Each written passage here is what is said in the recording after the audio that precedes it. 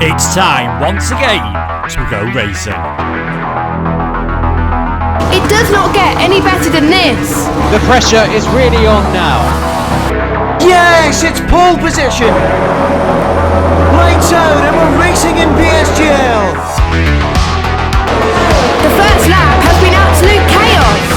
What an overtake. Oh no! I've never seen anything like it. Side by side again. This will be settled right at the end.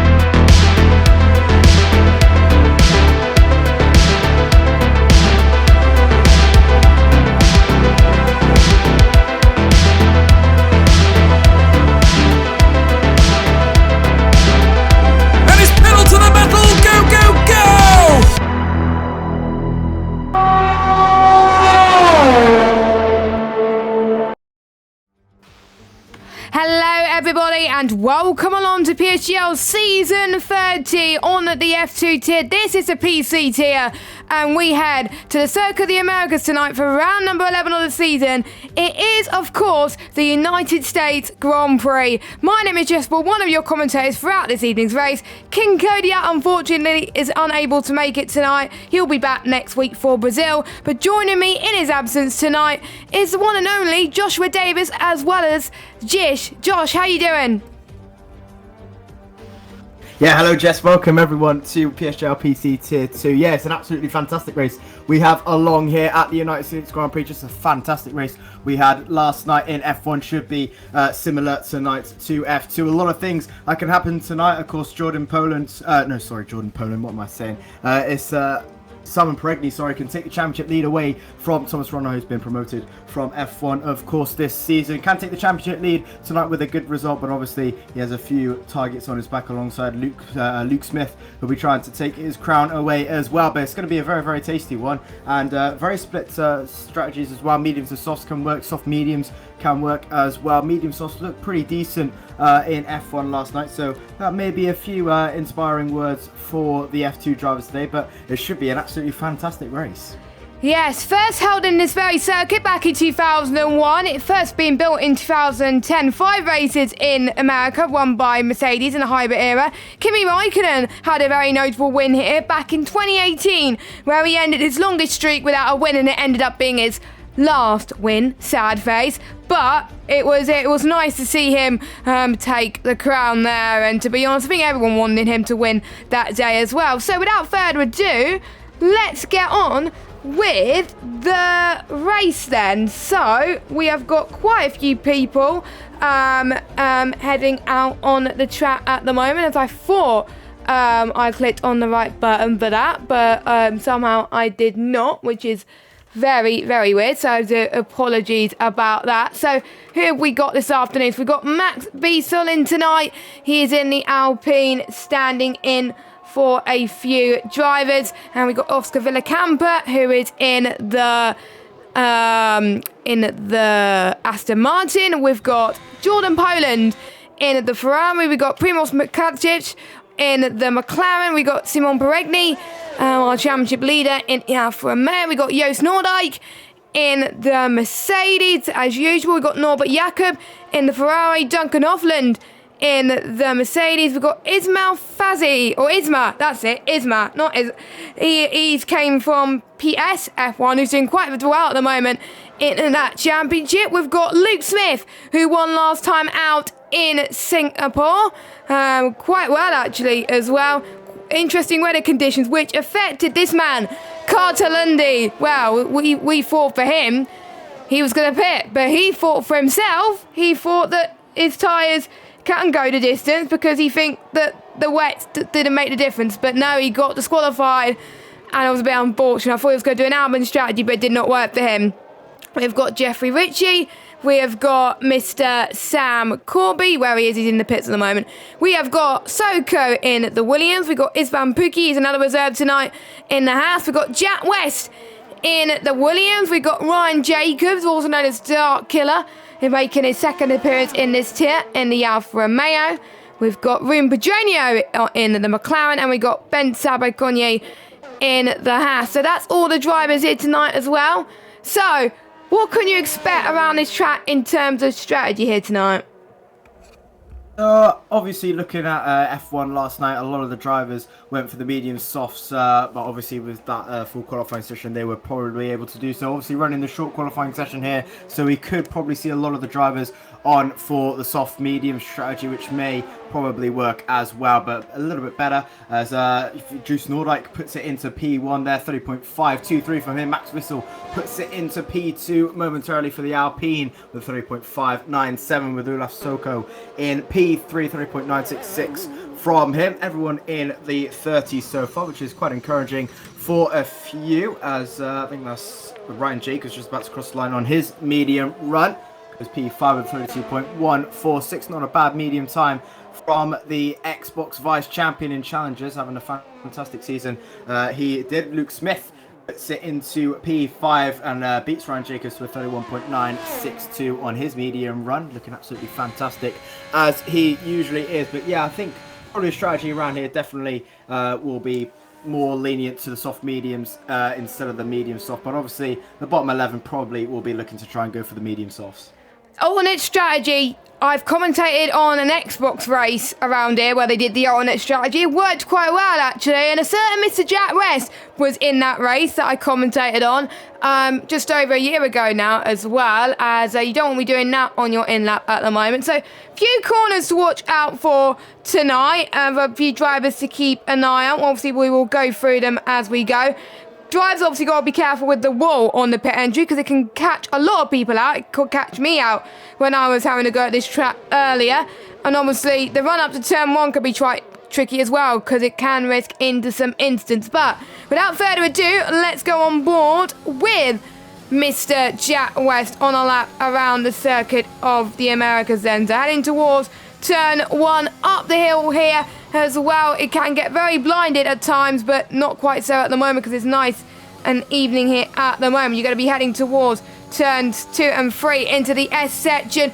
Get down to this bridge as well. It'll make the rear end snake through 5 if you get it wrong through the S section. And if you cut the S's too much, guess what? You will get a time penalty. Trail braking, I would say, is quite important around this track because if you don't trail brake around here, you're going to lose so much time. And well, a lot of people obviously know about it in this tier because they are the second top tier. These drivers could be in F1 on their good day as well, as a few people have done this season already. Now, this is a very blind bit of the circuit where the sun can catch you out, so the drivers will need to know their braking references as quickly as they possibly can. This is the next DRS zone as well, where we can see quite a few overtaking moves into, I believe it's turn 12.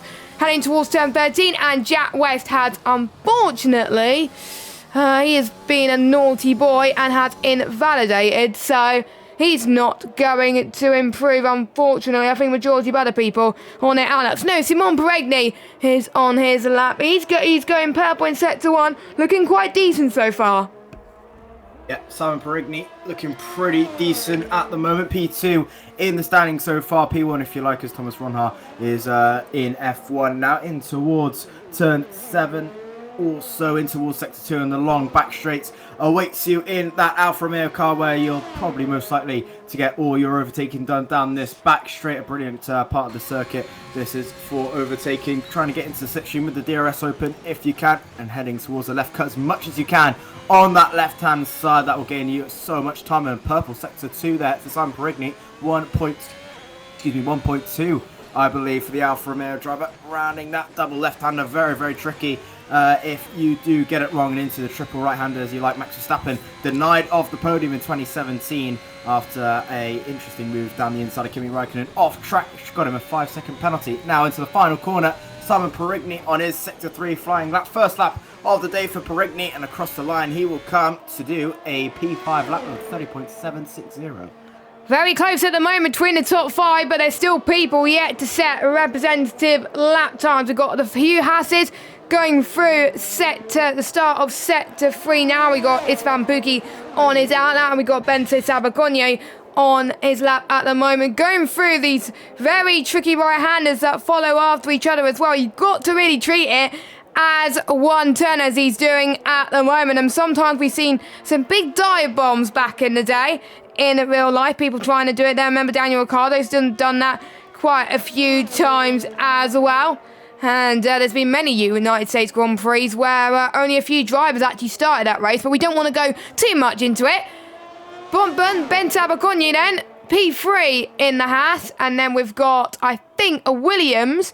That might be Jack West, actually. Yes, he does set a lap time on the board, 1:33.5, but again, it is a banker for him. There's still more time on the cards. What about Isma? What can he do? Isma has invalidated yet again, so him in the PCT is finding it a bit difficult at the moment, but it is different platforms to get used to. As Oscar Villacampa, guess what? He has invalidated. Ruben Pedreño, 19th at the moment. Yes, it's a common theme at the moment in validations. Now, one thing's to mention as well, because we're seeing a lot of these validations, it'll be a good thing to bring this up, Josh. A lot of people can get penalties around it, and all it takes for people to keep it clean and have good battles and keep consistent in order to gain a good result around it. And that could be either championship worthy or championship costly. Absolutely. Obviously, USA usually around sector 1. It's very, very tricky with the snake-like section of the track. If you just go a little bit too wide or a little bit too much of a cut in towards the left or the right-handers, you will get a warning or even worse, a penalty. So you really have to be careful around this track. It's similar with a lot of these North American races, same as Mexico, where penalties are very, very frequent to see, which is probably not the greatest for the drivers, but it definitely makes it interesting for us commentators just to see who has the absolute pace around the trickiest of tracks. Jack West gets a 5-place grid penalty for a collision with Sam Corby. I wonder what's happened between those two. Yeah, I wonder there. Now, Sam Corby, I think I see 2 Williams near sector 3, so it might be turn 15 and 16 where they lost it, but we'll have to wait and see. But we'll keep an eye on Isma then as he goes into the pits, but I'm sure Sam Corby and Jack West will not be very, very happy about this one. Carter Lundy, he is going through the first sector now. We'll see what his lap time we'll look at the moment, but we'll obviously keep an eye on it as the session continues as well. As his sector 1 doesn't look too bad at the moment, as Primoz Makacic, P2 at the moment in that McLaren, 130.555, few 100 slower than Joost Noordijk. Joost Noordijk, I believe, missed last week, so a good comeback for him so far. I think his teammate is going into the pits very soon as well, but I believe Joost was on the lap, but he's invalidated too, so he's not going to be happy with that, but he's on pole. But you can't rest on your laurels with that type of lap time, because like we saw in F1 last night, a small margin of error and it can cost you loads of time as Jordan Poland. He could have found more time there, but he had a bit of almost a save there in the final corner. P7 for him in the Ferrari. The Ferrari obviously doing very, very well in real life. And now we've got Jeffrey Ritchie about to start his flying lap as well. I think he's the only AlphaTauri here as well. But with 5 minutes left to go, it is not that long. Still 4 drivers yet to set a lap time, including Sam Corby, who's on a lap right now, but he's going to find, I think, some tidy lines at the moment to see if he can get away from 18th position. The sun can blind you through there as well, so you've got to be careful. Sam recently came from the PS side before the start of this season, doing quite well on PC. 131.2 though, can only manage 12th. Yeah, a few mistakes there from Sam Corby on as that definitely can try and go a little bit quicker than P12. 4 minutes 53 seconds left in the session, so there's still quite a lot of time for him to try and go again. Simon Perigny just going through into turn 1, as well as Primoz Mikljevic doing very, very well for McLaren in his P2 spot so far. And joins VSR Joost Noordijk on the front row so far, but so close between those drivers, and exactly 32,000 separating the top 2 and 84,000 separating the top 4. Absolutely incredible scenes so far, as Jordan Poland as well trying to improve on his lap time, just coming in for his M. That had a massive snap out of the final corner of his run, which is really, really unfortunate to see. He was on for a very, very good lap, 7/10 of an improvement. Easily could have been a 9/10 improvement, which probably would have seen him got pole if so. As Jeffrey Ritchie ran in the final corner, 3/10 up on his personal best. A big slide out of that final corner once again, and P12 for him, and definitely even more time to find. There's a lot of drivers who can go much, much quicker than their original times here. Yes, I think some of them have just been saving pace at the moment, or maybe like we seen last night, a few people taking a long time to warm up their tyres and get going, because it is a very tricky circuit, because they've got 4 rounds left, including this one, because obviously we didn't have Brazil due to the ongoing desync issue, so Brazil will be next week because the break week that the PC was meant to have is not going on, so they do have an extra week to gain as many points as they possibly can, but they've got to do well in United States as well, because they could be out of the championship fight if they're not careful, of course. Standings, unfortunately, haven't been updated because it's been a while, obviously, but with Luke Smith winning last week, he can climb his way up near the top if he gets another good result tonight, but he's only sitting in P14. I wonder if he's aiming for the alternate strategies. Everyone's going on their outlaps right now. Bruno has fitted the medium tyres, so I wonder if he's going to be wanting to start on the top 10, inside the top 10, sorry, on those medium tyres. If it works, fair play. If it does not, then, well, he's probably going to be outside the top 10 and probably be have less means to use in the race, because you never know, there could be a safety car. And 1.3 seconds is the difference between the softs and the medium, so if there's a big delta between any tyre, that's when the alternate strategy can be possible. And we did see it last week. We also see it on F1 esports in particular towards the second DRS straight. It's kind of like Jeddah. You want to get the DRS, you don't want to get the overtake done before the DRS straight. We've seen people do some cheeky tactics. I wonder if we see something similar today. I won't be too surprised. In particular, a few people that are eyeing for the constructor's title and trying to see who will be the first person to start a lap. I believe that'll be Sabaconye. At 1:30.392 for him. He's got some clean air and he was done a lap nice and early, so unless he could get another lap time on the board and have enough ERS or fuel, then that'll be it. Well, he is running out of fuel, so that is it then for the Haas, unless anyone could do any better.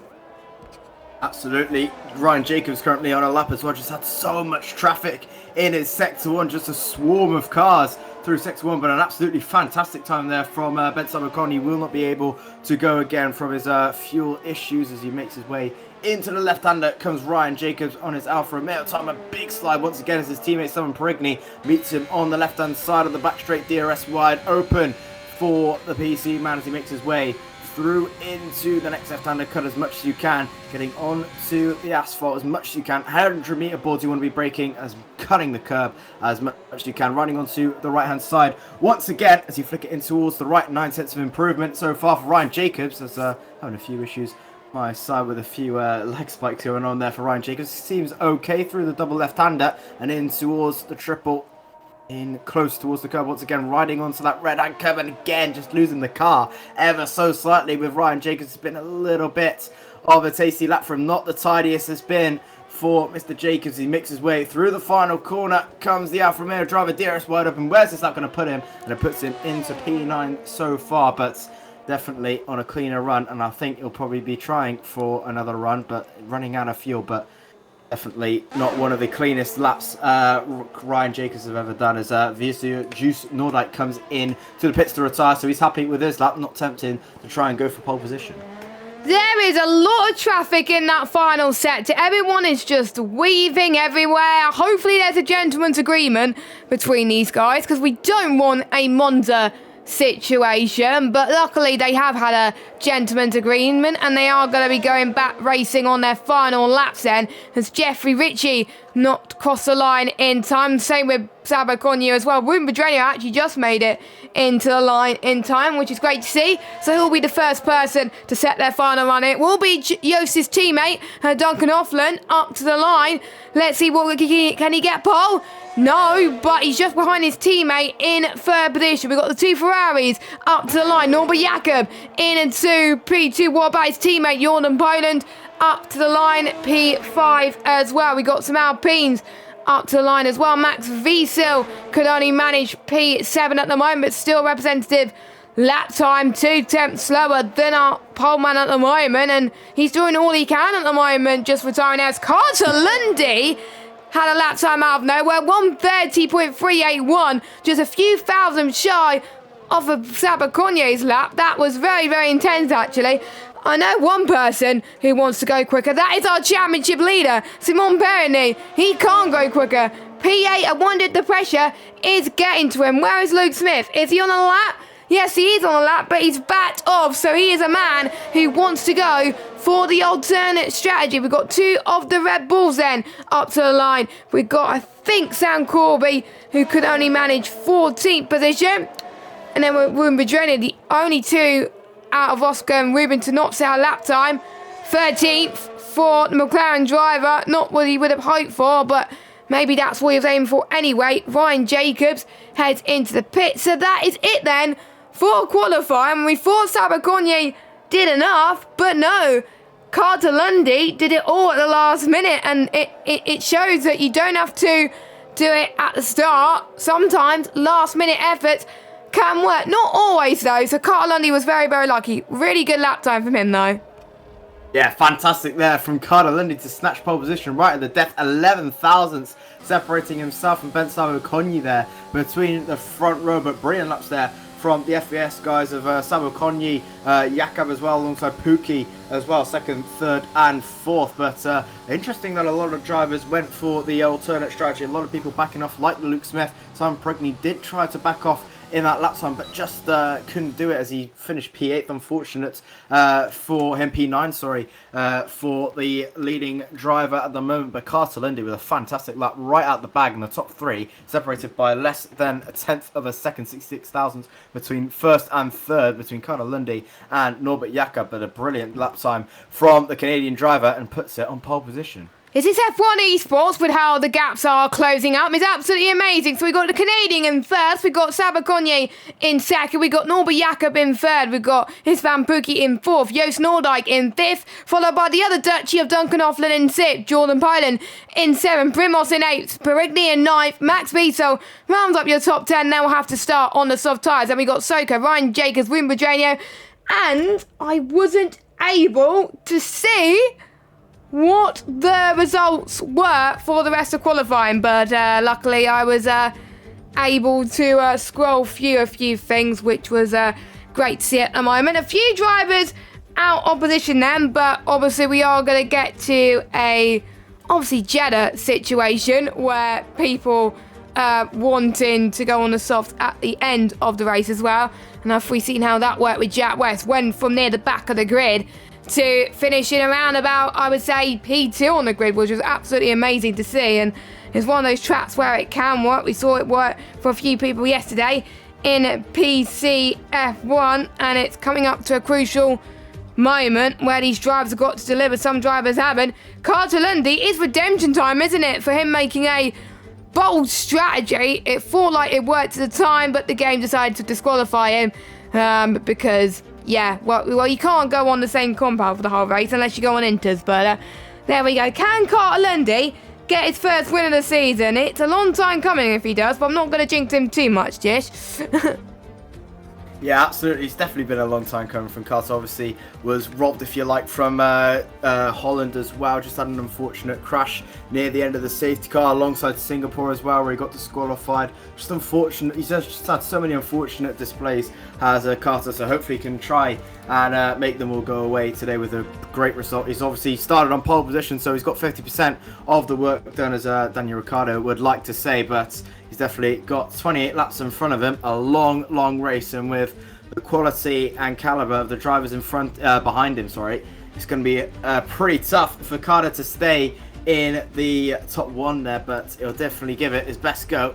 Carter definitely looking pretty good so far from qualifying, and obviously I was looking in his practice sessions as well, looking fantastic as well. Ben Sabaconier as well, looking good in P2, trying to get a good jump. Also Norbert Jakob, there's so many people who can get this win here and can definitely do well in this season. But Simon Perigney down in P9, just unfortunate that he didn't get that alternate strategy working, but definitely he's got a lot to do coming into this race, starting P9, but with his main championship rider Luke Smith down in 17, electing for the alternate strategy. It's going to be a little bit of a tough order for Simon Perigney to maybe try and snatch a championship leading position going into the next round of Brazil. Yes, indeed, because Brazil always likes to throw crazy races as well, so you don't really want to be in the fight where you got too much pressure. You ideally want to be leading a championship and have less pressure, because you'll have more chances to take the championship, to be honest, as well. As Joost Noordijk has left the session, unfortunately. Hopefully we can get him back very, very soon. But we are about to get underway for 28 laps of racing. Let us know who you think is going to win this race. It's a dry session for now. Everyone inside the top 10 on the softs, everyone outside the top 10, unsurprisingly, have opted to start on the mediums. It's either soft to mediums or mediums to soft here today. Who will come out on top with just 4 rounds to go of the PSGL PC F2 Championship? And after seeing what F1 had in store last night, I'm very, very excited for this one, as we're waiting for the final few cars to make it onto the grid, as Jack West will be the one filling up the last one. So here he goes in the Williams. We usually see the Williams last in real life. Hopefully he won't be last in the race today. Well, he's last on the grid at the moment anyway. So we are about to get underway then. So the 5 red lights coming up on your screen right now for the United States Grand Prix.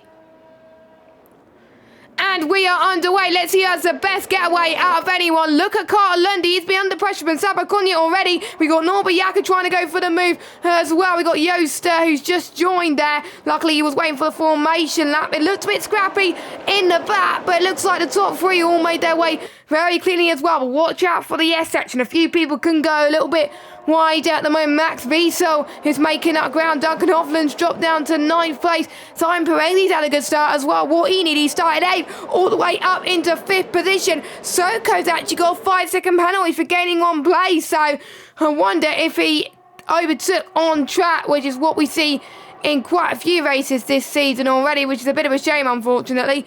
Apart from obviously Joost, it's Ghost, and a few people dropping down position. Everyone else seems to be making it very clean. But Ben Sabakonya, though, or Bense Sabakonya, has overtaken Carter Lundy and is now your race leader.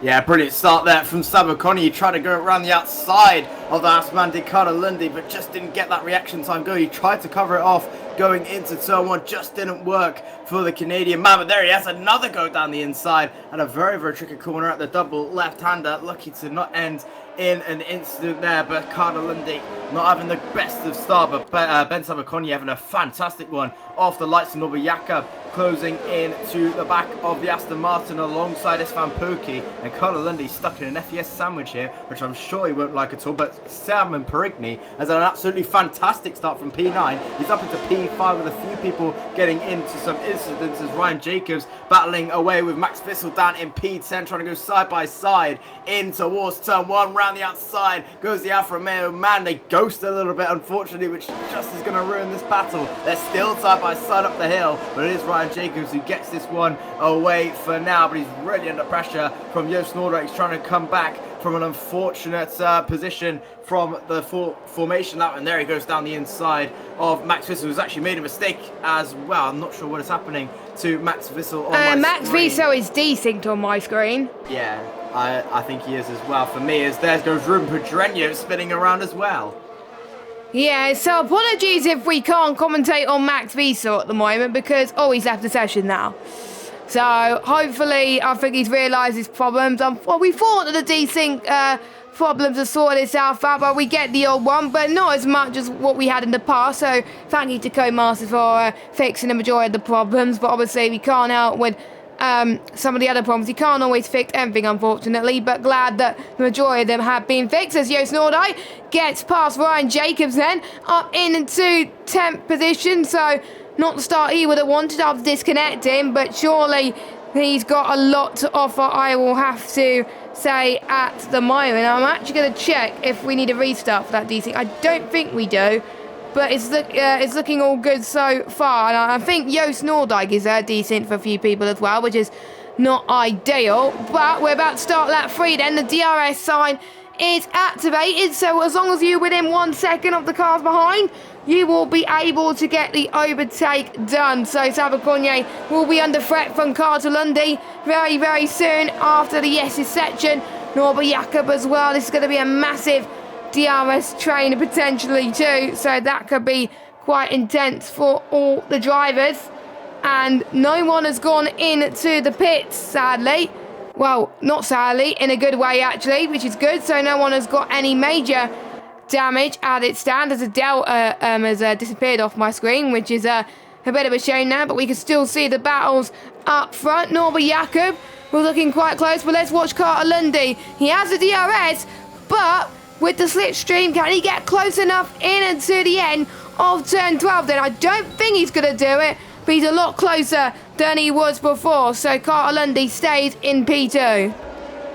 Yeah, and with the help of DRS now on lap 3, it's going to be so much easier for Carter just to stay within Ben Sabakone now. So he just has to stick within that 1 second and it should be fine. He just needs maybe around 5-6 tenths to just try and get an overtake done down that back straight. Azula Soko and Jeffrey Ritchie, I believe, is having a little bit of a battle for P11. Trying to get around the outside.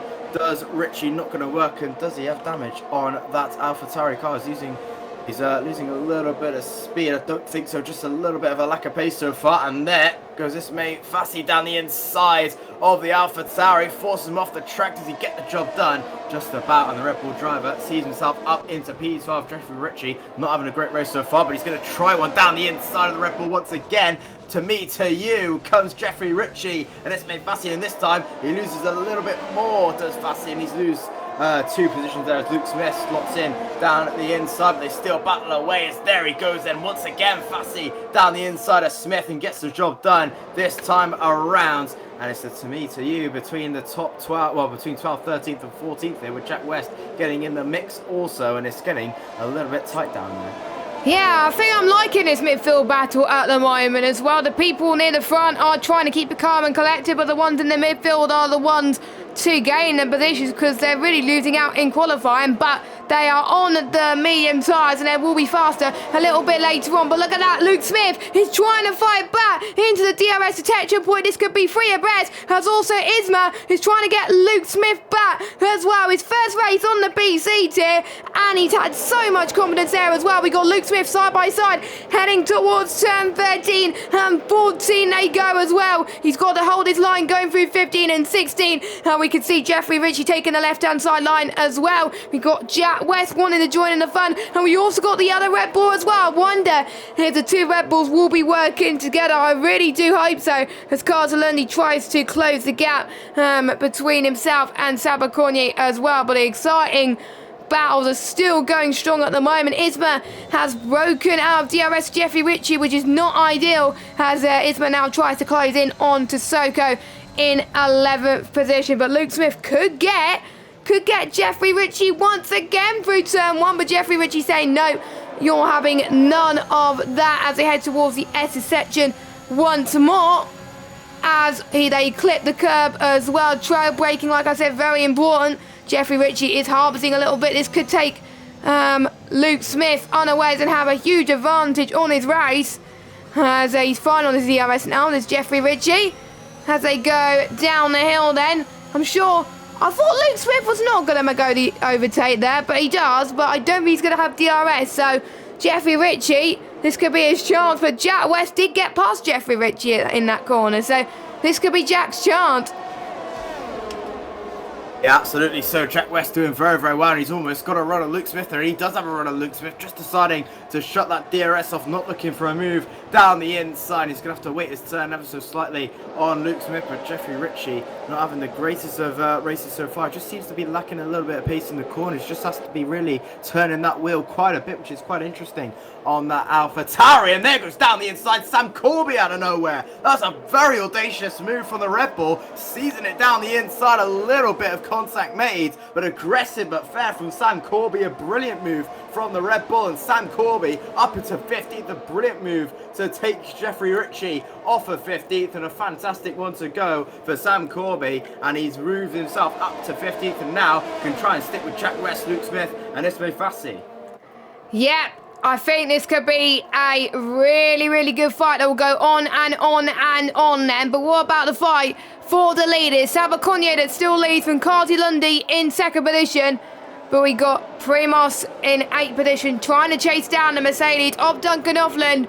And we're in a Mercedes sandwich right now as McLaren, not where he wants to be. And I know Primos has said in the F2 chat that he's been suffering desync from Yo, so at least he's got past him at the moment, so he's going to try and get past the other Mercedes as well. Doesn't quite do it for now. I think we're seeing it like we've seen in Singapore for some corners. They just can't get past because they're in a long DRS chain. But Duncan Offland almost got past his VSR compatriot of Jordan Poland. He wasn't able to do it at the moment though, and he'll probably get to a point when will the drivers pit. I think it will come down, they will get the undercut and overcut, and whoever is ahead then, they may stay ahead for the rest of the race unless they can make the strategy work when they go through the detection points and through the difficult right-handers of turn 13 and 14 and turns 15 and 16 at the moment. We've got Soko, who's got his first penalty of the session, obviously, for corner cutting quite substantially earlier on in the race. We're already seeing some time marks.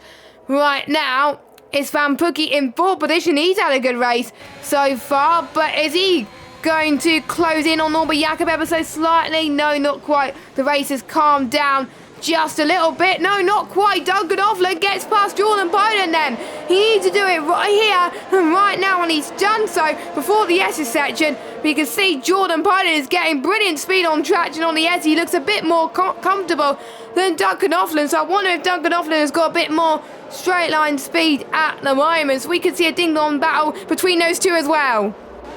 Absolutely so. Duncan Offland getting the job done on Jordan Poland there, as Jordan now tries to try and catch up a little bit. But Carla Lundy has done well just to stick with Ben Sabaconye so far, 5/10 in it, so he could be looking to try and take the lead here of this Australian USA Grand Prix. Sorry, here he comes then, Carla Lundy. Ben Sabaconye tries to defend. It's not going to be enough, and Carla Lundy retakes the lead on lap 7 of 28. Brilliant move there from Carla Lundy and gets the job done up in towards P1, and the Aston Martin relegates the As to P2 as Norbert Jakob tries to close up towards this battling pair in P2. 5/10 back so far, but Carla Lundy getting the job done, and he's back in towards this lead of the Grand Prix with the pit stops starting to echo ever closer. Lap 8, lap 9, lap 10. We'll probably see a few of them in for the medium compound tyres just to go 2019-80, and there goes Carla Lundy actually this lap.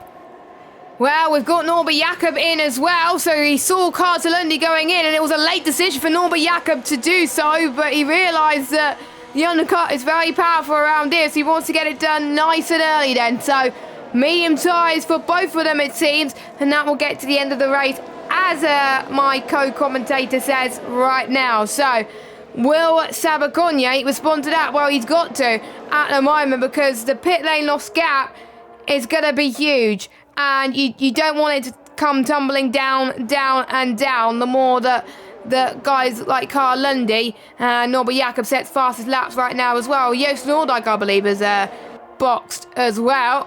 So he has come in on a set of the medium compound of tyres then.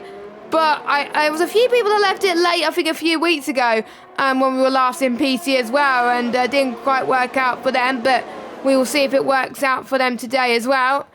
And I think the biggest gain out of the medium runners so far is out of the ones who stayed out is Ryan Jacobs up into 7th place right now, but they won't be pitting till a little bit later on, around about lap 16, 17, as Soko gets past Ryan Jacobs, and he is now the leading runner on the medium side. We're still having a nice ding-dong fight between Isma, Luke Smith, Jack West, Sam Corby. Well, pretty much between Jack West, Sam Corby, Rune Bedrania and Max Fiesel at the moment, as Joost Noordijk, unfortunately, gets his first time penalty on the board, which won't help in the race, especially if there's a late safety car or any safety car that comes unawares at the moment. We see more soft runners coming in. That's Duncan, Jordan and Primos coming in, whereas the top three, they are staying out. The two Hasses, they'll have to double stack, which is not good on this game. So who will compromise their strategy for the end? I'm sure Isfan Buki will have to compromise his strategy to help Sabakonyi.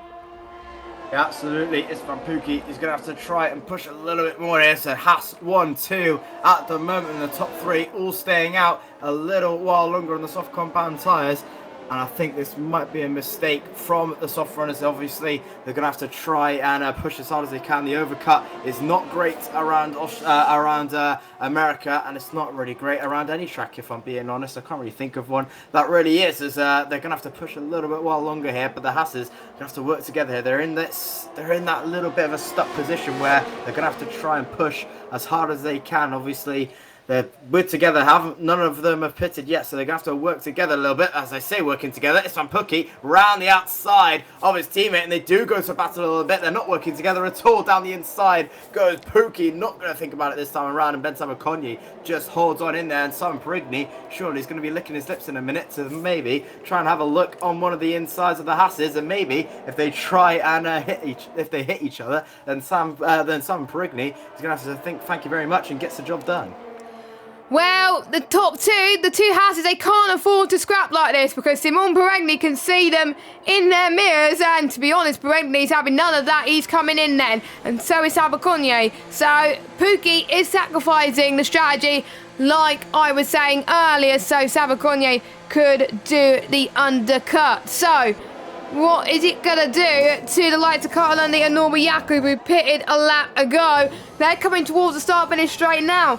That's how much time the guys have lost staying out. The ones who have come into the pits, they've gained so much time, and they're not in this train anymore. Sabakonyi's not in this train anymore for the race lead. It's 1.8 seconds, and Duncan Offland almost got ahead of Sabakonyi. So, yeah, what's that going to do for Isfan Pookie? He's got to lose a bit of time as well. Jeffrey Ritchie drops down to 90. He's on the softs, so he'll have to come in again. I think he's going for a two-stop strategy, which is not ideal around this track. But then after Pookie comes into the pits, it will be Soko that leads this race. Not your net race leader, though. Your net race leader will be Carter Lundy. But right behind, right in front of Carter Lundy is his teammate, though. So that is probably a big sigh of relief there.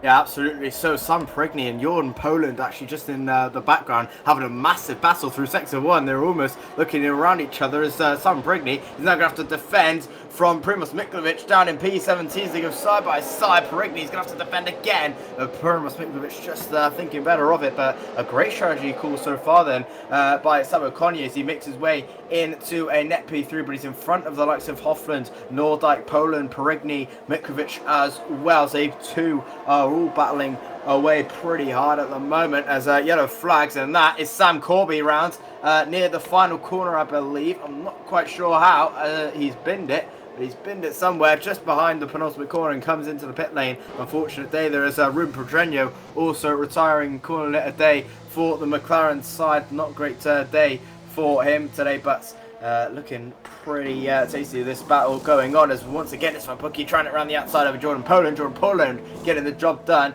as also I think someone else coming into the pit lane. That might be Isfan Pookie just coming out of the pits actually. Yes, because he had to wait for his teammate to come into the pits, and he's all the way down in P13. He's down in a net P7, and he could have been a net P5, but he's not because Joost Noordijk's ahead of him. Now Jordan Poland as well. So he's got a lot of work to do. Don't forget the top 10 at PSGL do score points.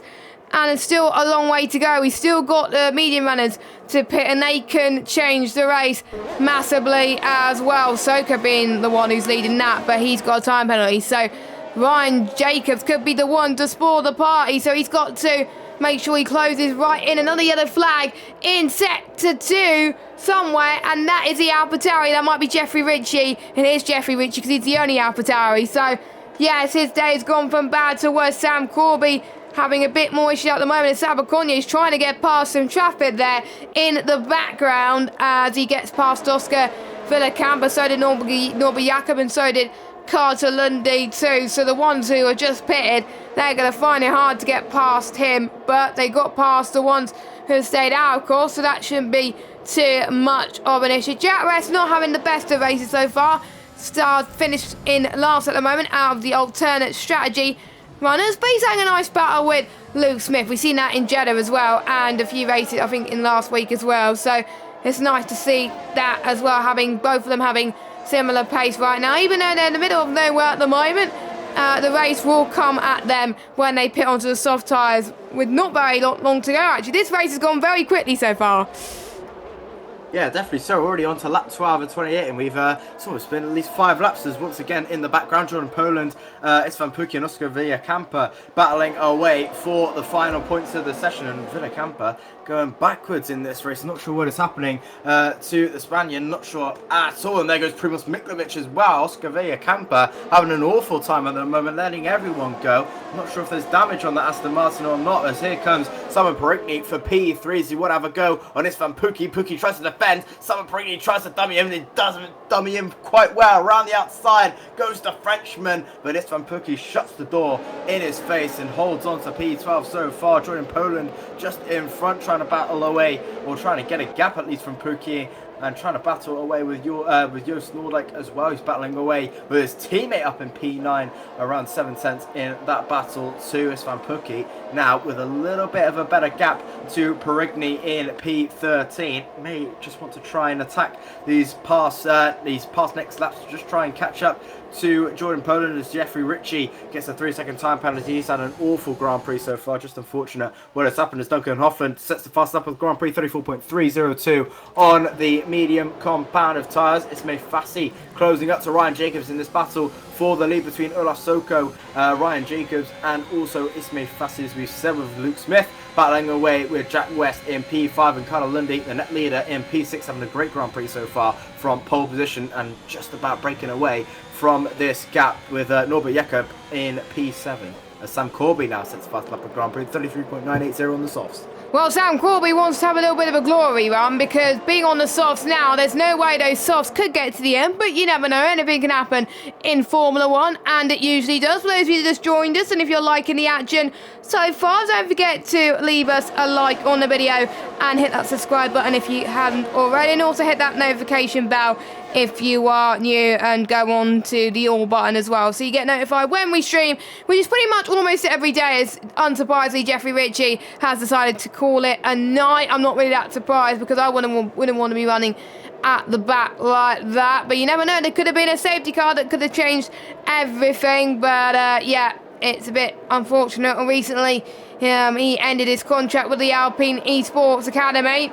He's moving on to different pastures at the moment, not quite sure where at the moment, but he has got some plans.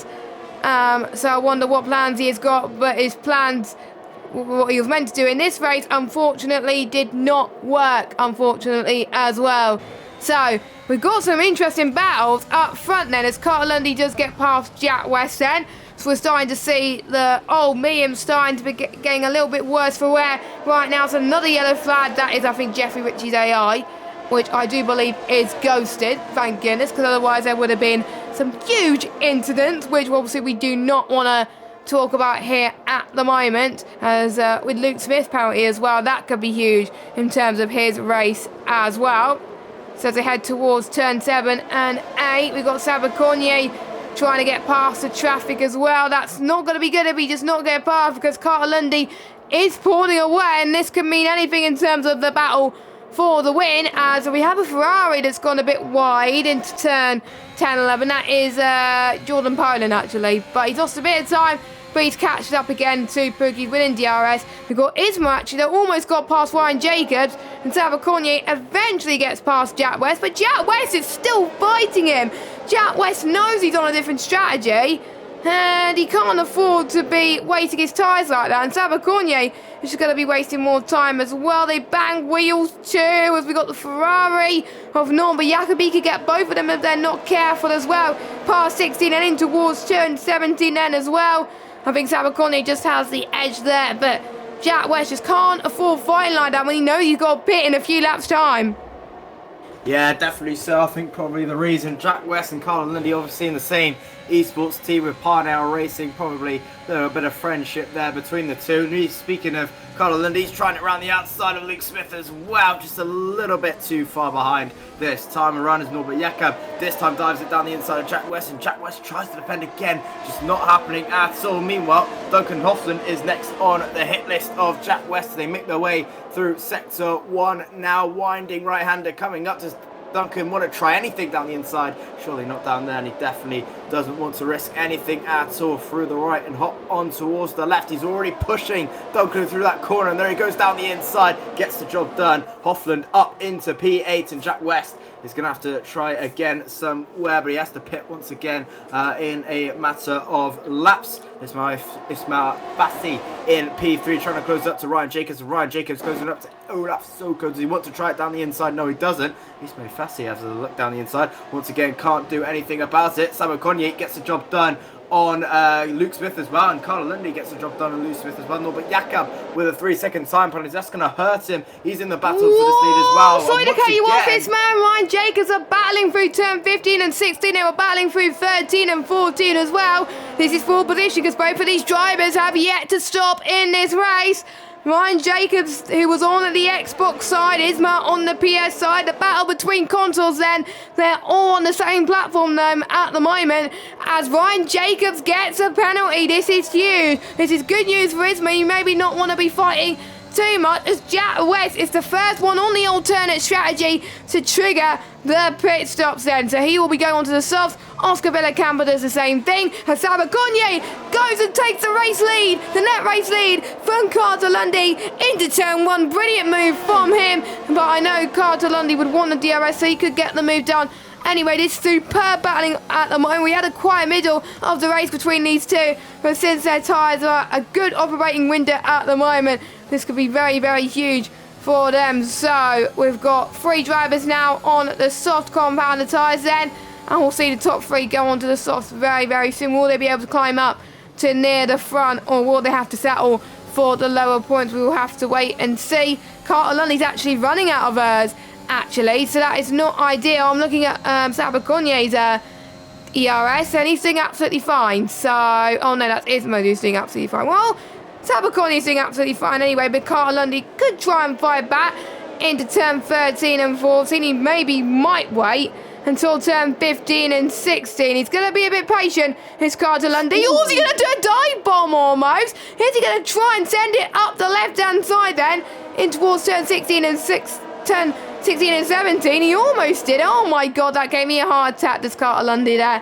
as well. But he's got to save his ERS, you know, because Sabakonye, well, Bensei Sabakonye, has got a lot more. Yeah, absolutely, as Luke Smith dives it into the pit lane. Very, very audacious from Carter Lundy there. He's got another DRS straight to try and get it done. He's got 2 actually. There he goes again down the inside. Goes the Canadian on the Hungarian, and Ben Sabakonye just says, see you later, I'll do a switchback. And Carter Lundy getting way too desperate here down the inside. He's going to have to wait for the DRS straight on the back straight. He's just a little bit aggressive like Max Verstappen, if you like, in this race. And just Carter Lundy making the wrong choices so far about diving it down the inside. He's going to have to wait patiently, as now this is dragging in Norbert Jakob into this race, obviously with a penalty, and already Carter already on the brink of losing DRS. He's about 9.5 tenths back on the Hungarian at the moment, and rounding the left-hander. He's now out of the DRS, keeps it anyways. He did hold the DRS line, but now he's pretty much flushing out of the DRS line. Yes, and this will give Norbert Jakob an open invitation, and even though he's got the penalty, Carter Lundy is harvesting. This is not good. Norbert Jakob isn't, but he's almost running out of ERS, so they're pretty much an even playing field in terms of ERS, but Carter Lundy has just got to find the time now, find the pace to get within that DRS train, otherwise he's going to be in a lot of trouble. Still 3 drivers yet to pit though, but still it's going to be quite a bit of a train still to unfold. We'll look at positions gained in just a few moments time, but it looks like the soft runners are not making any inroads on the medium runners as we speak. Obviously Luke Smith leading the soft runners right now, as Soko and Ryan Jacobs go in. Is Isma going to be doing the same? No, Isma stays out then. Isma stays out, so it just leaves the pretty much the top two to be fighting, and Sabaconye could get Isma anyway on track anyway to take the actual race lead. Has your predictions changed in the chat, guys? Let us know. And someone was asking if Ispan's Hungarian. I think he is, which is great to see. So Ryan Jacobs comes out on the softs in the alternate strategy race lead in a way, but not the race lead yet, because he's got an uphill task to do so. And Isma's just going to lose so much more time, but he's picked his own fight and has let Sabaconye through up into the race lead. Simon Peregni, he started 8th. He had a good start, but it's not coming his way at the moment. Ideally, he wants to be in around about P5, P4, P3 area, but he's not. Has Isma, well, defended from Sabaconye there, which you do not want to do. We've got Ispan Pukki, who's trying to get past Joost Noordijk, but we've got the two Mercedes fighting every tooth and nail at the moment. And to be honest, I think Toto Wolff must be feeling very worried right now. It's almost a Carlundi dive bomb from Ispan Pukki. Almost made contact there. That is given Joost Noordijk so much time lost for him, and that's not ideal. And that was so close there, but unfortunately Joost Noordijk couldn't get past Duncan, and Pukki saw an opportunity, an open invitation, and stayed in 6th position. My oh my, we could be in for a crazy finish. Make sure you stay until the end of this race, because these positions that they gain, this could decide whether they're in the championship fight or not. Absolutely. So 3 wide between Hofland, Pukki and Noordijk there. That was a very audacious move from Pukki, just getting a little bit impatient, diving it down the inside. That was very, very tight between the three. Almost Noordijk going into the back of Hofland there. Lucky to not make any collisions as Oscar Villacampa decides to call it a day, and is the 3rd retirement of this race, unfortunately, as yellow flags in sector 3 for that. But still a very, very heated battle between Noordijk, Pukki, Hofland, and also Jakob Carlundi as well in P3, trying to close up to Ismail Bassi without the DRS. Should be fairly easy on the Red Bull driver. And Carter not really liking his ERS so far, 5% at the moment, just been using a lot of it at the moment, which is quite interesting to see. He's just trying to be pushing a little bit too hard right now just to try and get away, but in doing so, neither does Jakob with 25%, with Duncan Hofland 35, Isfan Pukki with 48, and there goes Norbert Jakob on Ismail Bassi, and Ismail Bassi with a 3-second time penalty as Norbert Jakob tries to force him around the outside and gets the job done anyway. And Bassi is going to have to try and pit this lap for the soft compound of tyres. Obviously he's yet to pit, and there he goes into the pit lane now for Red Bull. Yeah, I don't know why he left it late, to be honest, to go into the pit lane. I thought he would go and pit just like everybody else, but he thought the softs won't make it to the end. Well, it would, but he's made a huge gamble now, and Ryan Jacobs, Luke Smith is going to get past him as well. Obviously, Max Wiesel on the medium compounded tyres now as well, so he could get him. We have to wait and see. No, he does not himself, and Soko get past him, and we've got a yellow flag. I believe that's Jack West that had a bit of an off there, so his race has gone from bad to worse, and I wonder if he's going to decide to call it quits. And oh, that was interesting. I think he was trying to retire himself from the session there, but yeah, Jack West is out of the race, and we're down to 15 drivers. And I think, unless things go horribly wrong, Bensei Sabaconye will win this race. But the question is, who's going to get P2? Norbert Jakob could get it on this lap. DRS open. He's got plenty of ERS as well. He takes it down the left-hand side and into turn 12. He cuts the corner for good measure as well as they head towards the right-hander as well. I don't think Carl Lundy would want to go side by side there, and I'm sure he has other plans too.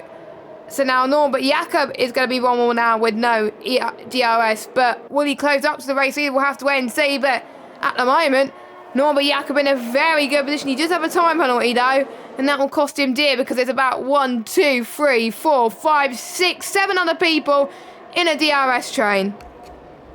Yeah, absolutely. So Ben Sabaconye absolutely running away with this at the moment. 2.1 seconds clear of his FES teammate Jobbik Naka, but Carl Lundy is going to have to push quite a bit to try and close up. But he's got a very feisty Duncan Hofland, Isvan Pukki, Joost Noordijk, Simon Perigny, Jordan Poland, Primoz Mitrovic, all battling away in this similar train. It's just a DRS train, as you said, at the moment between 2nd and 8th at the moment, which is 2nd and 9th, sorry, with Primoz Mitrovic holding station as well, with Mitrovic with a penalty, Nordyke with a penalty, Hofland now getting a penalty from Mercedes as well, alongside Jakob in P2, so it's definitely getting pretty tight at the moment. So they make their way through the left-hander and onto the start-finish straight. Carter Lundy could have a little bit of a go here on Norbert Jakob, but 8/10 back, losing a lot of time into the left-hander. Is he going to be enough to try and close up to the Ferraris in the slipstream? He's gaining a lot. Duncan Hofland wasting in the wings as well. Does he want to dive it on the Aston Martin? No, they don't, and no one making moves down the order anytime soon. Just a little bit too far back to try anything. Carter all over the back of the Ferrari now. Does Duncan Hofland maybe want to have a go? Carter Lundy trying to Carter Lundy special down the inside. Cannot get it done this time around. He's going to have to wait a little more time. Yes, I think this is going to be the patient game for these three drivers as well, and enough about not pushing their tyres. They need to be saving their tyres as much as they possibly can, which is going to be hard in a battle like this. We had drivers that have had poor races. I'm sure Duncan Hofland will want to have a better race this week. He is doing so at the moment. He's one place off the podium, but he also has a time penalty. Oh, he hits Carter Lundy there. Luckily, none of those drivers go off the track. Hopefully no damage there as well. That's giving Isvan Pukki some more time and breathing space as well to try and close in too. And I have to say, people are keeping it tidy through those S's as well, so they have been practicing, and I spoke too soon, as Pukki has spun there and has had Joost Noordijk spun with him. I wonder if he got collected in some way. Well, Joost Noordijk had nowhere to go. I think he didn't see Isvan Pukki in any way, shape or form, and that was very hard. And I shouldn't say anything about S's and good once again, because that caused a bit of a curse there. But anyway, so I think Pukki may go for glory run on the soft tyres. We'll have to wait and see. Carter Lundy, again, can't get past Norbert Jakob. Again, he may wait until the final few laps. As Ryan Jacobs, by the way, on those soft tyres, he's absolutely flying. You gain about a second a lap. I think he's going to be in this DRS train in about, I would say, the final couple of laps, actually, if he keeps his pace up. Yeah, absolutely. So Ryan Jacobs doing absolutely fantastically on the soft compound tyres, but obviously with that penalty, it's going to hurt him a little bit. Obviously, Noordijk, Luke Smith, and Primoz Mitrovic in front do have penalties of their own, but if he does get in that top 5, top 6, then he's going to have to run the risk of losing a few positions. But he's having a great day so far in P8 as Luke Smith retires from the race from P10, and there goes Duncan Hofland, on the back of Carter Lundy. A great move there from the Mercedes drivers to go side by side up the hill. Carter Lundy just has to accept defeat there. A brilliant move there from Hofland down the inside, not waiting any longer, and Hofland up into P3 there and taking Carter Lundy from P4. Wow then, so Duncan Hofland's got to make sure that he increases his gap to 3 seconds, and then he'll be on the podium. He's now going to make sure he can try and get Norbert Jakob. Duncan Hofland, I have to say, is quite quick on those mediums then. Doing a great job so far. And he's got a DRS approval as well. Can he make it 2 for 2 then? Down this back straight then. He's got the straight line speed. He's got the setup to do so. But no, Norbert Jakob is going to close the door on him at this moment in time. Lap 23 of 28. Isma gets past Isvan Pukki then up into 10th place. So he's another driver trying to get through on these soft tyres, but he's going to find it a little bit more tricky. But Isma could get some points on debut, which will be really great to see. But it's still Sabacornia that leads for Norbert Jakob in P2. Duncan Hofland in P3, but for how much longer? Because Carter Lundy will still be breathing down his neck. Same with Simon Peregni as well. And with Luke Smith out of the picture, that's a big sigh of relief for the Alfa Romeo driver. One less driver to worry about in the championship now. You just cut up for me a bit, Jess. I'm not sure if you were talking a bit, but yeah, you just cut up for me a second there. Duncan Hofland in P3, Norbert Jakob in P2, battling away as they have been. Sorry if you are talking right now and I am cutting you over. No, you're fine, you're fine. There we go. You're good.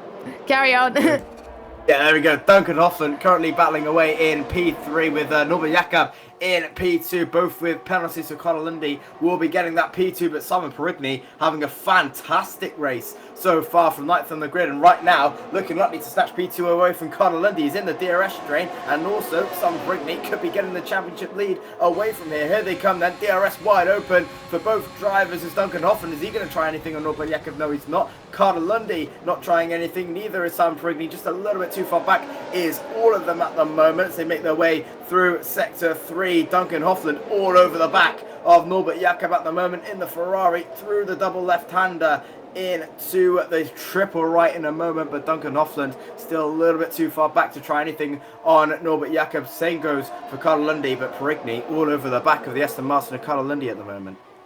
Yes, I think Carl Lundy must be feeling very worried that he's got more drivers breathing down his neck. Jordan Poland, by the way, fair play to him. He's got no penalties to his name, and he could snatch a very good position out of all this as well. And like we said earlier, at the start of this race, if you can hardly get any penalties around this track, it could come towards you. And we've got 4 laps to go of this United States Grand Prix, and we could still see a twist in this tail right now. The order that you'll see on track, this might not be the order you'll see once they cross the line. You'll never know.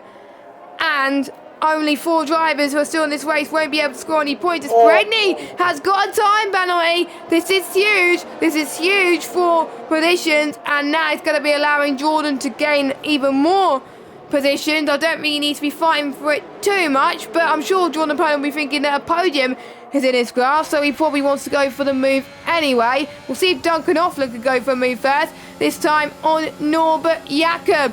So there he does get past Norbert Jakob then, quite comfortably actually, up into P2 of this race.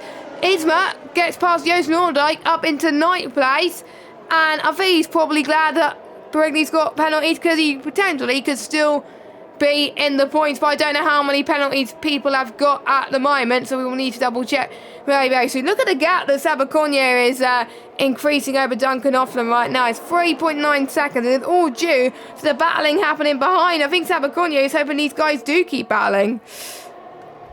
Yeah, absolutely. Ben Sabaconnier having a great race so far. 2 laps to go until home for Sabo Konyi, leading by 3.7 seconds, and just Carlo Lundy could not keep that gap going with the strategy. The strategy just didn't work for Lundy this time around. He's going to have to come back stronger in 2 weeks at Brazil, but Perigny with that penalty, just unfortunate. He was on for that P2, and now Jordan Poland will take that position in P5, maybe even a podium as well, with Hoffland and Jakob having penalties, and I do believe that he will have a podium right now. Does your There's Jordan Poland, so I keep getting mixed up with everyone. There's a few people more having a few penalties galore, but Carlo Lundy getting much closer to the back of Norbert Jakob at the moment, and Norbert Jakob without DRS and on Duncan Hoffland, and Carlo Lundy may have a little bit of a go on the Ferrari. Here we go then in the DRS with Simon Perigny waiting in the wings. Carlo Lundy side by side with Jakob. Here comes Perigny. Does he want to try anything? You bet he is down the inside, but thinks better of it as Carlo Lundy and Norbert Jakob collide once again.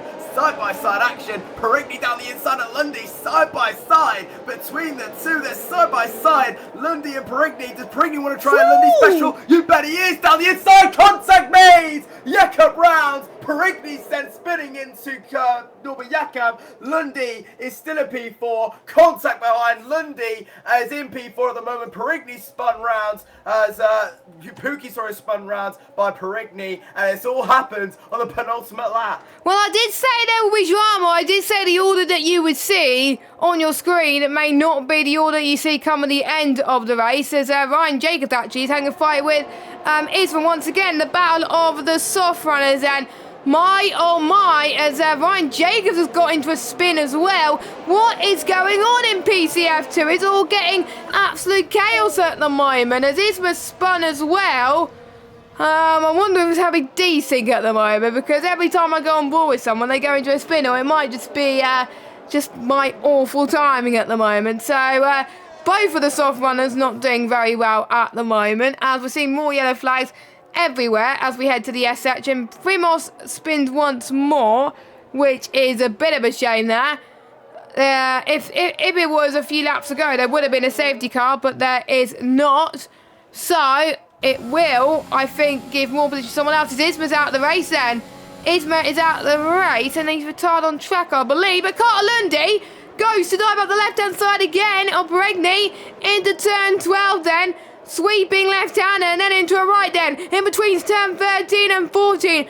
Jordan Poland may not need to fight this, but he does, because Carter Lundy does not have a penalty.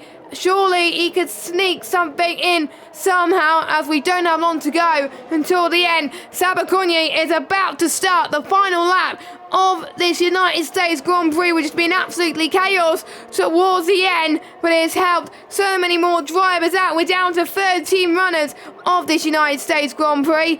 So, final lap, people go on to up the hill in towards turn 1 for the final time. And it's looking like Sabakonyi is going to finish in first. And I think Duncan Hoffman will finish in second, unless he's got another time penalty. Hopefully, he's only got 3 seconds to his name. And I can't catch my breath at the moment on what just happened with those spins. No, definitely not. But Carl, I tell you what though, Jordan Poland could be on for P2 here. He's batting away with Carter Lundy. Lundy and Poland with no penalties at this moment in time. Konyi is pretty much gone with this unless something drastic happens. Hoffman has been plugging away, and plugging away he's been absolutely fantastic these past few laps to try and plug in. But here comes Poland. This is for P2 on track with Perigny with a penalty. Here comes Poland within the slipstream of Lundy. Lundy within the DRS and slipstream of Perigny is just going to help him that little bit more. Does Lundy want to try and dive it down the inside? No, he's not. Like gets in front of Jakob in our picture below, but we stay on board with Lundy. Perigny tries to defend. Lundy sent round the outside. Poland is now going to have to try in a back package here. Does Poland want to try anything? Lundy's going to try it again as Perigny defends, as here comes Jordan Poland trying something down the inside. Can't get it done, but Sabakonyi Konyi is looking likely to win this Grand Prix. Yes, Sam, but we are about to see him up to the line. He's driven a fantastic race today. The drama has happened behind him. He has never looked back. Sabakonyi wins this race. Duncan Offland will finish in second. I believe he will keep it there unless Carter Lundy could increase the gap. No, he does not. So Duncan Offland gets on the podium. So with Carter Lundy. Jordan Poland jumps up to fourth. Perigny fifth. Soko, highest soft runner in sixth position. Norbert Jakob in seventh. Ryan Jacobs in 8th, Joost Noordijk in 9th, and Max Wiesel will get your final point, but I'm sure there will be a few inquiries from the stewards about what happened in the final few laps and maybe in the start as well, but we'll have to wait and see. But the man of the day belongs to Bensei Sabakonyi. He's done all he needs to do today, and surely next week in Brazil has got to be a good race for him too, because he must have loved this race. Yeah, absolutely a fantastic drive there from Ben Sabakonyi. Great to see him on the top step of the podium. Duncan Hoffland, if he had a few more laps, then he probably could have got that win without the penalties applied. Hoffland was the driver of the day, definitely so to me. But what an absolutely fantastic drive from Konyi there to take the top step of the podium. Carter Lundy just holding on there in P3, just didn't really work out for him with the strategy today. Just a little bit of a few aggressive moves as well, but you're gonna have to do that if you want to try and get as many points as possible here. But Carter Lundy in P3, Duncan Hoffland P2, Ben Sabakonyi taking a great job to take the win here in P1, with Jordan Poland just about failing to get that P3 spot in the end with Sam Perigny in P5. I do believe he will still take that championship lead nevertheless, but what an absolutely fantastic try from Ben Sabakonyi to take P1 tonight. Right, so let's go through your final order then, or your provisional order at the moment then. So, Sabakonyi P1, Duncan Hoffland P2, Carter Lundy P3, Jordan Poland P4, Perigny in 5th, Soko in 6th, Norbert Jakob 7th, Ryan Jacobs 8th, Joost Noordijk in 9th, Max Wiesel in 10th. And then people outside the points but still finish are Sam Gorby, Isvan Pukki, Promos, Isma, and then your DNFs are Luke Smith, Jack West, Oscar Villacampa, Jeffrey Ritchie, and Ruben Pedreño. I believe Ruben Pedreño retired on during the first few laps then. Hopefully we can get people in for interviews. But you did say Duncan Offland is your driver of the day. Has that not changed there? Or do you think someone else should get? But I think Duncan drove very well as well today. He deserves my honourable mention by starting. I can't remember where he started actually. He started in P6, went all the way up into P2. So I don't think he was expecting that. But obviously with challenges out of the way, he could just focus on the PC side and do what he needs to do, because he's driving phenomenally on PC at the moment. Yeah, absolutely. So Duncan Hoffman obviously coming back from a fantastic PlayStation challenges, securing the qualification to the Pro Draft. So it was a fantastic season for him, and coming back onto PC has absolutely been fantastic. And that P6 to P2 today was absolutely a brilliant drive from the Dutchman today. So massive congratulations to him. He definitely takes my driver of the day today, but also a big honourable mention to Ben Sabakonya to taking that P1 as well. Just a brilliant drive from him as well. But I think I'm going to have to go with Duncan Hoffman with my driver of the day too. It's just a fantastic drive from him, and hopefully he can try and keep this going into Brazil next week. 2 weeks actually. No, actually, it is in a week's time, because we got no break week in PC, because obviously there were desync issues. So we got Brazil next week. We got 2 people that want to speak to us, which is good news. Last week we didn't have anyone speak to us, and now they're loving us at the moment. Actually, we got 3 people that are wanting to speak to us, all on the podium. So we could do one each if we like. But I will start with the man who finished in P1, and that is Sabakonya. Can you hear us? Ciao. Yeah, I can hear you. Congratulations on the win there as well. You never looked back really from that turn 1 battle for the lead, and you're battling throughout as well. Once you made the move pretty much in the middle of the race, did you think you were going to keep that win? Yeah, I think from the point I passed Cartelundi and he was outside the DRS, it was not easy, but it was controlled from that point. So yeah, I think an amazing weekend overall. I think one of the most perfect weekends I ever had in league racing. So wow. Yeah, a bit unfortunate to miss out on pole by 11 thousandths, but yeah. It could have been the Grand Slam. It could have been the Grand Slam, but sometimes pole is not where you get points. Obviously, you get points when you do well in races as well. And obviously, when you saw the likes of people going on the alternate strategy, people slowing down in qualifying, did you think that would ruin your race earlier on, or did you know that going on the soft to start with when you qualified was the right decision? Yeah, to be honest, when I saw that a lot of people are setting lap times on softs, I knew that probably the whole top 10 is going to be starting on softs. So I think from P11 on DRS train, it's pretty difficult to get past and fight for the race win. So I was pretty confident that I was on the right strategy, especially after starting from the front row. Yeah, she looked very, very comfortable as well. Then I need to remember where we are next week. We are in Brazil next week, a fan favourite for me at least. Is it a favourite for you to race in, or do you think you need to put in a lot more work? Yeah, one of my favourites, to be honest. So I'm definitely looking forward. Brilliant stuff. And I think I don't have any more questions, so we'll go and let you go. Congratulations, Bence Sabakonya, our race winner for the United States Grand Prix. Thank you very much. Have a good night. Thank you. And now I'll pass over to Gish to interview the man who was our driver of the day and finished in P2, Duncan Offland. Hello. Gish, you there? Oh, sorry, you cut out for me once again now. Gish, can you interview P2? Yeah, sorry. Yeah, Duncan, a fantastic drive from you. You got my drive of the day alongside the game as well. Great drive from you. Obviously, starting from P6 to get into P2, was it quite difficult out there just to try and get the job done? Yeah, definitely. I mean, the qualifying was not really good, but and then at the start, something weird happened as well. I got hit from behind, and then I lost another 2 positions, I guess. Luckily, could made up some moves before the pit stop, so that was really nice. Strategy was good as well, and then at the end got a penalty, unfortunately. So I had to get past Norbert and try to build a gap, and that worked out really well. Yeah, absolutely. And obviously talking about Norbert, obviously you had a great battle with him and alongside Carter as well. Got a little bit tasty at times, but did you think, did you all trust each other to make sure you didn't spin out? Well, you never know, of course, but I mean, incidents happen, and every race is a new race. So yeah, respect each other, of course. Absolutely. And also, obviously Brazil next week. Are you confident to try and get a good result again to try and keep up that podium streak? Yeah, I think so. We'll see. I mean, Brazil also really always really close in qualifying, so that will be key to get a good lap in. And strategy, you can do many things, so it will be interesting. Absolutely. Well, massive congratulations, day your driver of the day for me. Absolutely, and good luck for Brazil next week. Thanks, man.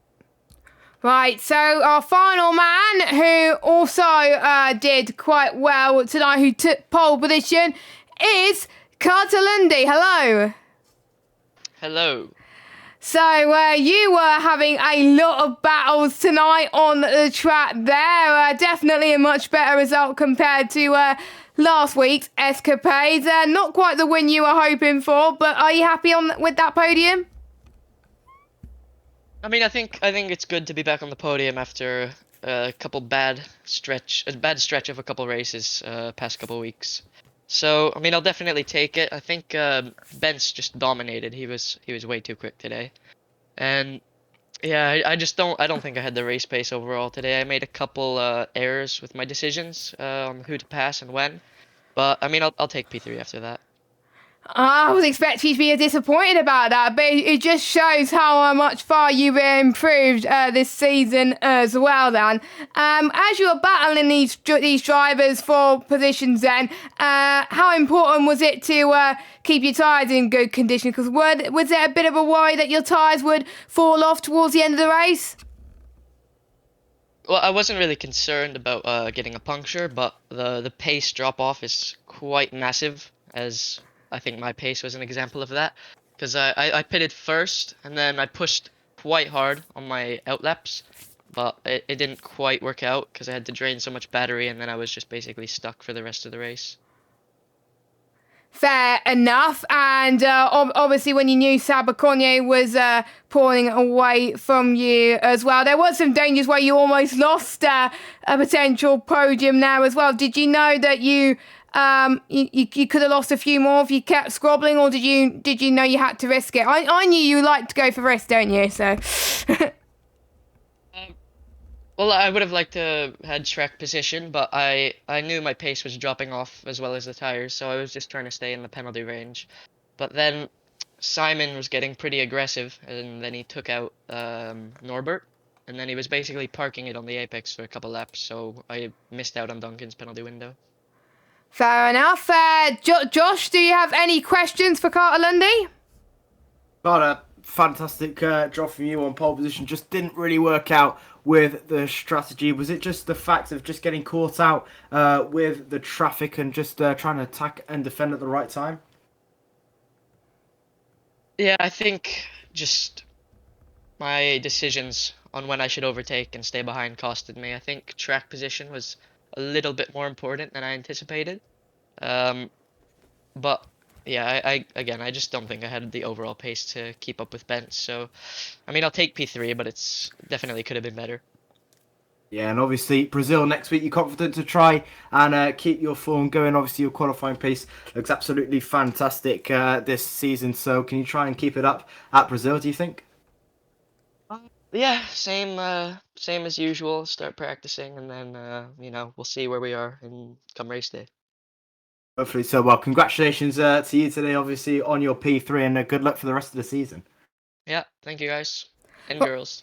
Thank you, Carter. So he finished P3, and thank you to all of our drivers on the podium for in being interviewed today. It was nice to talk to every single one of them as well. It was great to see, nice and bubbly as well then. So, unfortunately, that's all we got time for today's United States Grand Prix, and that rounds up all the PC action for this week. And I'd just like to say, Josh, thank you for joining me this week and stepping in for King Kodak. Did you enjoy your first stream over at PSGL?